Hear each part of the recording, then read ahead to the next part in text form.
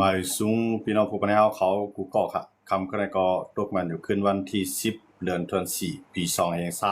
2026เขาขามาพบทบยากันในข่าวยามกลางค่ำกันคำคะแนนก็เขาขามาโดยเงาลายปางตึกตั้งตาวันออกกลางแทงอีกหนึ่งขนาดนางฮือเดไลฮูคือดันข่าวยามเงาลายปางตึกอันเป็นอยู่ตั้งตาวันออกกลางอันตุ้มเตอร์ต่อสุจาฮอคาเกี่ยวข้องในรองการใจจัดปันการซื้อโคกของกินย่ำตั้งหลายเนี่ยเฮ็ดให้กาขันตื้อหรือขึ้นมากูเมียวกูซึกกูลองเนี่ยอันนั้นก็หนังคือกวนเมืองไทยเฮาพอได้ไล่ฮู้คือดันเงาลายเนี่ยเขาก็ได้หยิบออกมาหัวข้อข่าวปางตึกตั้งตาวันออกกลางเป็กซ้ำว่าอเมริกันและตั้งอิหร่านนั้นปืนเผากึดตึกกันตา14วันในซิตากวยกาเกี่ยวข้องในรองตั้งเลบานอนและตั้งอิสราเอลได้ก็อำไปย่อมตาเตกึดตึกกันเลบานอนได้ก็เตรียมใจลงปองซึ่งเลบานอนค่ะเนาะมันจะเป็นจุ่มฮิตปุลออันอยู่ว่าที่ในเมืองเลบานอนก็แน่ปางตึกอันไหนเลยว่าเปลี่ยนปางตึกอันใหญ่เคียงไว้ทีเดียวว่าย้อนเปือตับซึก IDF อิสราเอลเขาไล่เอาแห่งซึกตั้งน้ำตั้งหลายเข้ามืดตึกในเมืองเลบานอนอันเป็นพื้นที่หามาดอันเป็นพื้นที่ฮิตปุลอกุ้มกำค่ะเนาะก็แน่เพราะว่ากึดตึกกันเหมือนจะหนังเขากึดตึกกันได้ที่เป็นมือซึ้นค่ะเนาะพอมือว่ามาก็อิสราเอลใจแห่งซึกตั้งนำใจเครื่องบินตึกเตรียมทวนยาวก็มือยื้อใส่เมืองหลวงของเลบานอนใน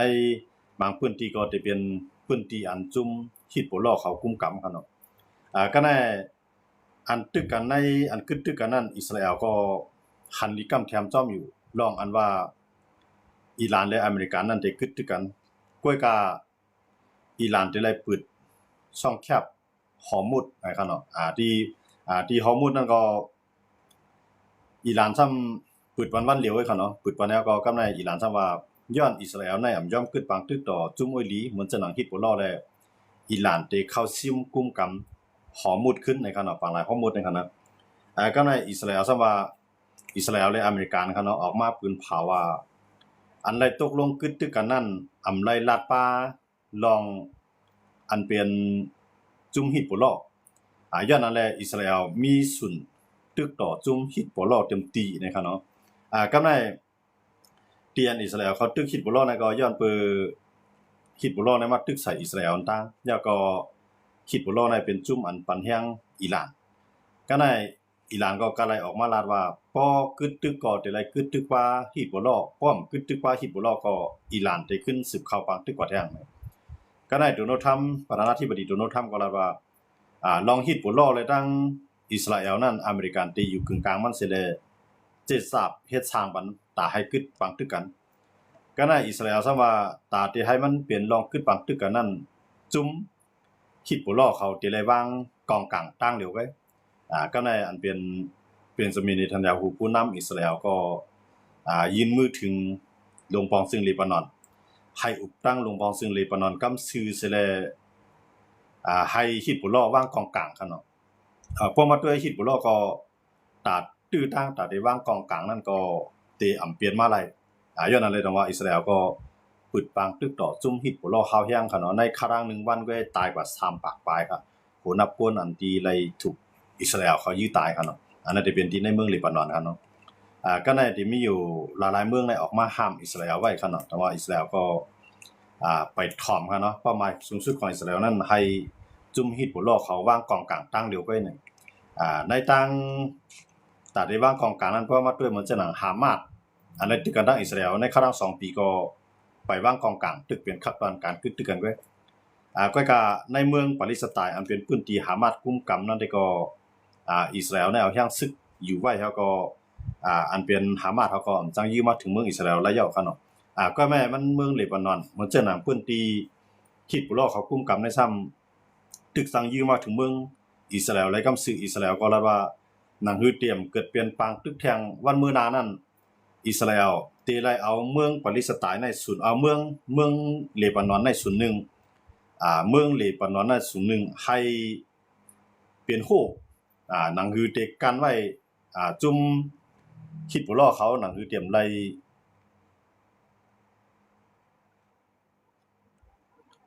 หนังคือเตรียมไล่เกิดเปลี่ยนปังตึกขึ้นวันดังหน้านะครับเนาะอันนั้นก็เปลี่ยนเงาลายตีตั้ง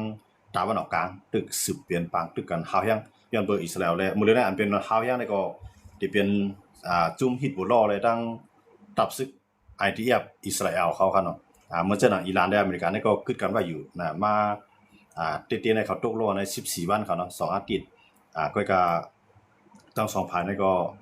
ตึกเขียงหลอกกันอยู่เนาะอิหร่านก็รัดว่าที่ขึ้นเข้ามากุมกำหอมุดแล้วก็เก็บขอนคือกุลำตีรัดผ่านตีปังหลายหอมุดกันในอเมริกานำว่าเพราะอิหร่านในย่อมถอยปังหลายหอมุดตึกเด10เก็บขอนในอเมริกาในเวียดไว้เมืองอิหร่านตั้งเสียงเดขึ้น10เปลี่ยนปังตึกใหญ่อันตียำเกิดขึ้นเปลี่ยนมาเนี่ยประธานาธิบดีโดนัลด์ทรัมป์ก็หลอกไว้ลองในครับเนาะก็ในเหมือนเจ้าหนังจัดจึงลุงผ้าเขาก็ขึ้นปังกลุ่มกันแล้วก็ส่วนใหญ่ได้ก็ฮันลีว่าถูกลีเอาย่างซึกเข้ามาตีปังหลายข้อมูลเสแลเฮฮามอิหร่านแต่ได้มาข่มรวมคือกูภายๆครับเนาะซึ่งว่าคือกูเมืองติดลันลัดผ่านปังหลายข้อมูลนั้นให้ซึกจัดจึงลุงผ้าในเขามาเอาข่มรวมก็ในเหมือนเจ้าหนังยุโรปเขายังงานแต่เดียวย่างซึกเขามาข่มรวมเลยก็ในเพราะว่าแต่ได้ใจซึกจัดจึงลุงผ้านั้นเดลัยเสียงกลางใจในหาเมืองในหาเมืองนั้นได้ก็1อเมริกัน2ฝรั่งเศส3อังกฤษ4ในเขตรัสเซียเนี่ยเขาหาเมืองนั้นได้เลยเป็นเสียงเดียวกันก่อนก็ในปางกลุ่มจัดจึงลุงผ้านั้นปางกลุ่ม UNSC นั้นมันมีเขตรัสเซียในปากเป็ดคำเดียวกันเนาะบอกเปลี่ยนเลยอันคอมเมนต์นั้นประจำเขาบอกไว้นะครับพี่น้องเขามันก็เต็มหันค่าก็เต็มหันมานะครับเขาบอกไว้ขนาดที่มันหลามากเหมือนกันนะนะมันอันนั้นได้มันเปลี่ยนตั้งหันถึงของเขาไว้ขนาดเปลี่ยนสังขารนะก็เพราะว่ากูเนาะค่ะแน่เพราะว่ามันใครปุดหูปุดตาเนี่ยมันก็เลือกเกี่ยวอันแล้วมันก็ได้เลือกด้วยนะครับเนาะเพราะมันเกี่ยวในก็มันก็ได้เลือกด้วยต่างอันกูเนาะค่ะแน่เฮาหลุมบ่แจกออกเฮาว่าเฮาเกี่ยวกันอะไรมันเกี่ยวกันอะไรเพราะเฮาเกี่ยวก็เฮาเข้าด้วยเฮาเข้ากับร้านเป็นสภาวะของกูเนาะค่ะเพราะเฮาเกี่ยวเข้ากับร้านนั้นมันบอกว่าอันมอใจออกอันมอแจกเพว่าอันไรเรียนนั่นดีนะครับเนาะพี่น้องเขารับไว้เขาบอกเขาก็บอกคันนะเขาบอกไว้นะครับนะต่อให้เขามาแสดงเขามาปันดาหันถึงในเพราะมันก่อนในตั้งตีลีเป็นพ่อนิดาดูเขาเยาก็เป็นพ่อนิดาดูเฮาเยาก็เป็นพ่อนิดาคนดังนำในค่าก็เต็มบอกคันนะก็เพราะมันเป็น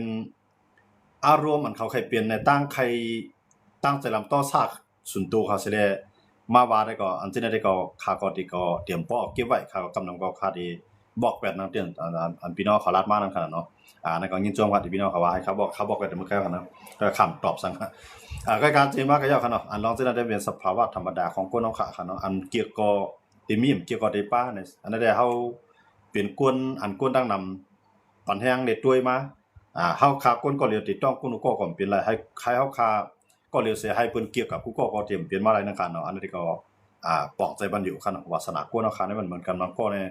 มันมีวาสนาใจเขาความจันเตรียมให้หาหลาเพิ่นนั่นกันเนาะเฮาคาต้องใครให้คนเมืองใต้เฮาเจออันเกี่ยวกับเฮาว่าเนาะอันเมืองใต้ก็ลีอยู่เมืองไทยก็ลีอยู่ที่ใดก็ลีเพราะอันเกี่ยวเนาะก็มาปั่นแฮงกันก็เปลี่ยนแฮงใจอันนึงนั่นกันเนาะก็ได้ลองปังตึกอิหร่านและอเมริกานั้นในมันกึดตึกว่าในมันเป็นปังตึกกึดตึกโจข้าวก็ในภายอิหร่านก็รับว่าอเมริกาในมันเป็นข้าวยามของแห่งอเมริกันเสเลเตียแห่งซึกเข้ามาไว้เนี่ยโดนัลด์ทรัมป์ก็สำรับว่าพวกอิหร่านเฮ็ดจอมข้อต่างยินยอมที่อเมริกันเขาตกย้อนไว้นั่นอเมริกันก็ได้เอาแห่งซึกในเข้ามาตึกเปลี่ยนปังตึกใหญ่ทั้งกำนึงมื้อแล้วในแห่งซึกอเมริกันในตั้งตะวันออกกลางได้มีอยู่บ่50,000ก็ล้อมครอบไว้เมืองอิหร่านแล้วนะครับเนาะอันในประธานาธิบดีโดนัลด์ทรัมป์ออกมาปืนเผากันเนาะโดนัลด์ทรัมป์เนี่ยมันหลอกก็ว่าหยอกก็ป้าบางปอกบางเต้เขาเนาะมีพลามใจมันไรครับเนาะอันนี้ก็ติเป็นขึ้นมาเนี่ยลองอิหร่านได้ตั้งอเมริกันตั้งอิสราเอลนั่นได้ก็เข้าได้กว่าอุบกันที่เมืองปากีสถานมือพุกวันที่11ครับเนาะวันที่11แล้วได้ฮู้ว่าตกลงสั่งกันไล่เพิ่มตกลงสั่งกันไล่ก็ได้ขึ้น10เป็นปักตึกใหญ่พอตกลงกันไล่ก็ได้ดีกว่ากำไรร้อยครับเนาะหมดเลยแน่มันเป็นแผนซ่อนแผนเกมต่อเกมได้มันเลียนต่อกันอยู่เหมือนเช่นหนังอเมริกันก็ยืดในตอนดัดสร้างหลานในใครให้อิหร่านได้ย่อมต่ออเมริกันเนาะเพราะอิหร่านย่อมต่ออเมริกันก็ปองว่าอเมริกันก็ได้มามีส่วนตาได้เข้ามา จอยปกป้องในเมืองอิหร่านขึ้นกำในจอยปกป้องที่นำก้าเนี่ยมันได้มาร่วมกันค้าขายน้ำมันอเมริกันก็ได้มาขุดอิหร่านก็ได้กินจ้อมนั่นขนาดเนาะที่นี่ได้เพราะว่าสังว่ามันตกลงกันได้เป้าหมายสูงสุดแห่งเลยอเมริกันในมันมังให้เลี้ยวเพี้ยวไรอิหร่านในเนี่ยเตมันในมังไปตั้งเมืองแห่งมีขึ้นใส่ก็อเมริกันเฮ็ดต่ออิหร่านได้อยู่สังว่ามันเฮ็ดขนาดก็แม่ย้อนมาสังเลยอเมริกันเฮ็ดอะไรนะเต้ในอเมริกันมีนิวเคลียร์เขาหรอกนะมันมีนิวเคลียร์ในสังว่ามันก็เฮ็ดเพราะว่าอเมริกันเฮ็ดต่ออิหร่านไล่ก็ได้เหมือนจังนั้นรัสเซียก็ตีเฮ็ดต่อยูเครนไล่มันได้เป็นจังนั้นแหละจังว่าอเมริกันก็ไปยอมใจก็ก็ว่าพวกอิหร่านได้โหแข็งแฮงหนาล่าสิเลยอำยอมสิเลยตึกตีโหแข็งอันได้ยึดปังหลายข้อมูลนะได้ก็โดนัลด์ทรัมป์เนี่ยมันได้ปล่อยให้ยุโรปเขาในเข้ามามื้อเลยนะยุโรปเขาในเขาตึกเอาลากไล่ดีเข้าก็ยุโรปมันจังนั้นฝรั่งเศสเขาในหลายๆเมืองเขาเนาะตึกเอาลากไล่ดีเคี่ยววันให้อิหร่านยอมปืดปังหลายข้อมูลก็อิหร่านซะว่าสร้างว่าปืดได้ปืดไรอยู่ก้อยก็คือลำไหลตีเลียนมานั่นให้จ่ายกาต่างน้ำมันนั่นนะว่าคือต่างน้ำมันอันที่ลัดผ่านปางหลายข้อมูลนั่น1ลิตรเนี่ยให้จ่ายวัน$1เนาะก็ในคือ1ลำนั่นมันติดต่างหลายๆหมื่นลิตรค่ะเนาะมันติดต่างหลายๆหมื่นลิตรหลายหมื่นเตาก็มันจะเป็นอันดับเป็นเตาเฮาเนาะก็แม่เพราะว่ามันไหลกุลำไหลต่อ1ลิตรได้1 บาทในอีหร่านได้$1ค่ะเนาะ$มันได้เงินมันได้เงินตีปางหลายข้อมูลในทั้งนั้น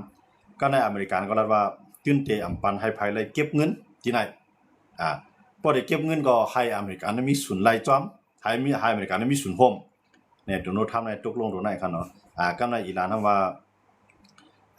ปางหลายข้อมูลในสังว่าเก็บรายมาในศูนย์นึงน่ะเดี๋ยวขึ้นมาปกป้องเมืองอิหร่านเที่ยงศูนย์นึงน่ะเดี๋ยวปันโอมานเขาเนาะยันเปิดปางหลายในมันภายนึงในมันเปลี่ยนโอมานแทงภายนึงในเป็นอิหร่านครับเนาะ2เมืองในมันเงียบห้องปางหลายข้อมูลว่าอยู่ย้อนอะไรแต่ว่าอเมริกันว่าตาได้เฮ็ดจังนั้นนำไรแต่เฮาตื่นนำยอมให้พอไรให้อิหร่านพอไรเงินศูนย์ในกว่าในอเมริกันตื่นเดี่ยมยอมเจอมาก็อิหร่านตื่นติไรถอยปางหลายข้อมูลเพิ่มถอยก็อเมริกันในที่ก็เขาซิมก็คักแล้วก็ให้ยุโรปเขาก็ข่มร่มปางหลายข้อมูลนั่นได้ที่เป็นการต่อรองเศรษฐกิจเศรษฐโหนะครับเนาะก็ในเหมือนเช่นสิงคโปร์ก็ออกมาปืนพาครับเนาะสิงคโปร์ในเป็นเมืองเรียกๆก็เป็นเมืองมหาเศรษฐีของเมืองนึงในอาเซียนเนาะครับสิงคโปร์ก็รัดว่าตื่นเตรียมย่อมจ่ายบันเงิน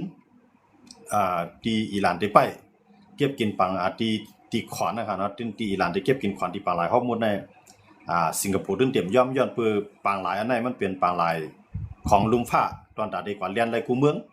เรียนเฮือไรกูเมืองเลยให้มันอยากเกิดลองเก็บกินขวานนะครับเนาะให้กูเมืองให้คือกูลำมีรองรอดเพก็ในสังเกตว่าอิหร่านได้จึงมากกว่าย่อมในจัดจึงลุงผ้าครับนั้นก็ยุโรปเขาในเขาเดียวย่างซื้อเขามาที่ไหนครับเนาะพวกย่างซื้อเขามาที่ไหนในพวกอิหร่านยื้อใส่เขาก็บอกว่าอิหร่านน่ะย่าซื้อยุโรปมันเนาะหมดเลยในอันเป็นปันเลียนครับเนาะปัดเมืองปันเลียนในก็ตกย้อนว่าให้ใจเปิงจัดจึงลุงผ้าให้ใจย่างซื้อเข้ามาห่มรวมที่ไหนก็ในซึกอันเด็กเข้ามาที่ไหนใ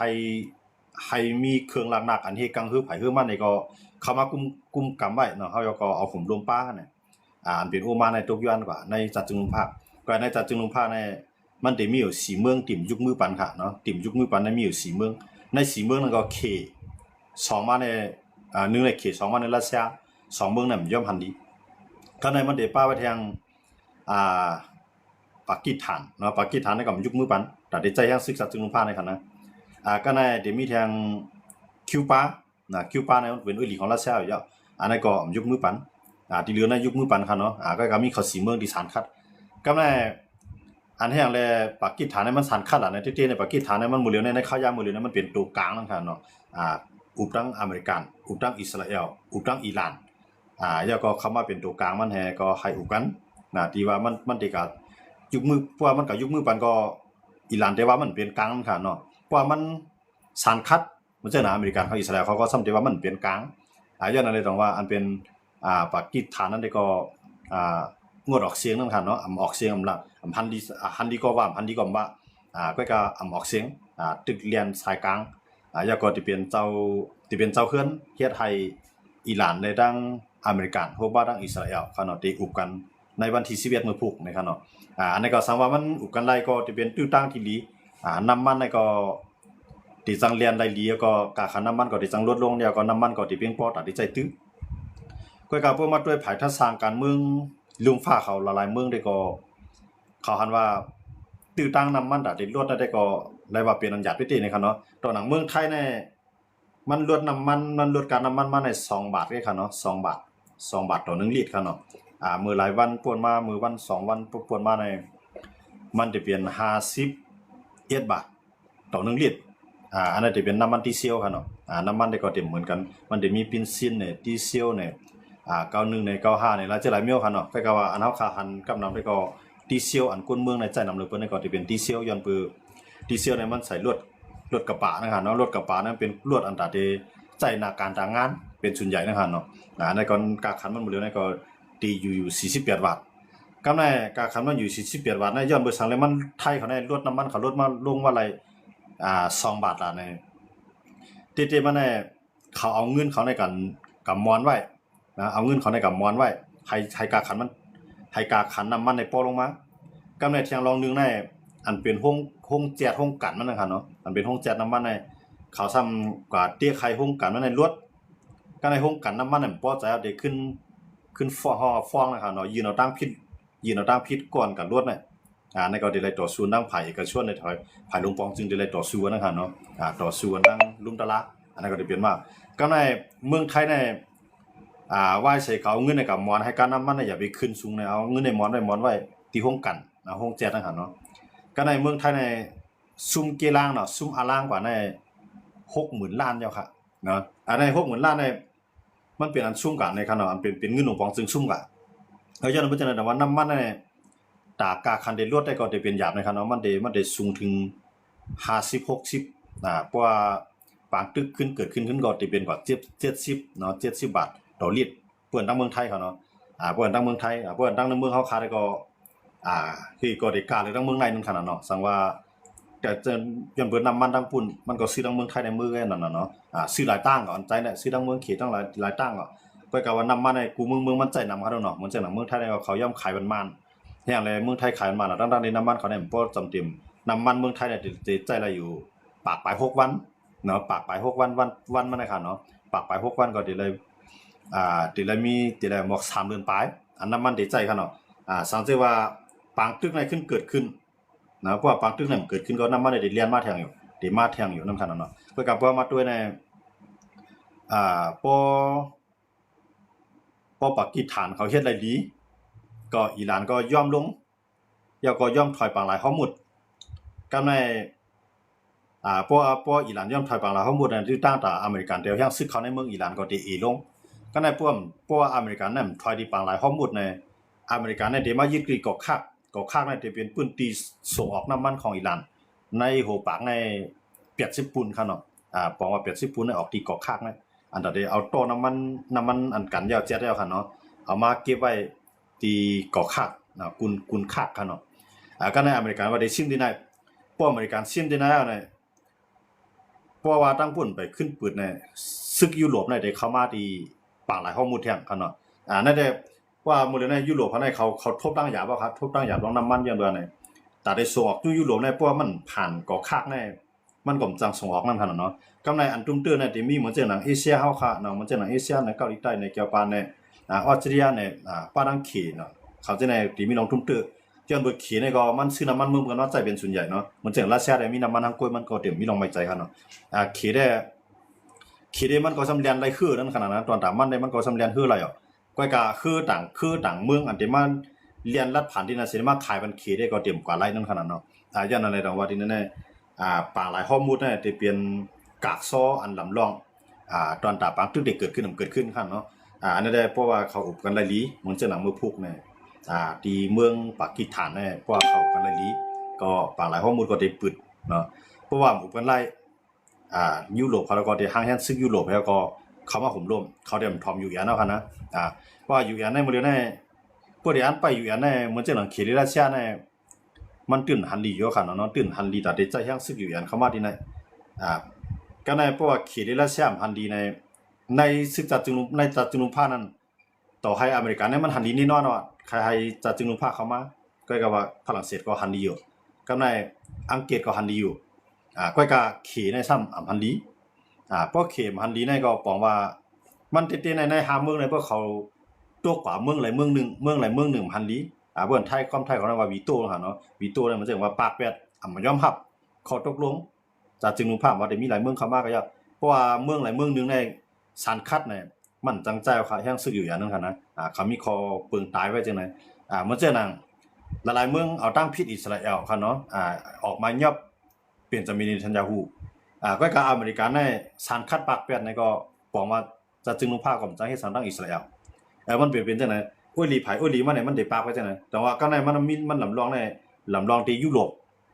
ยุโรปเนี่ยย้อนเบอร์ประธานาธิบดีมาโคงเนี่ยมันว่า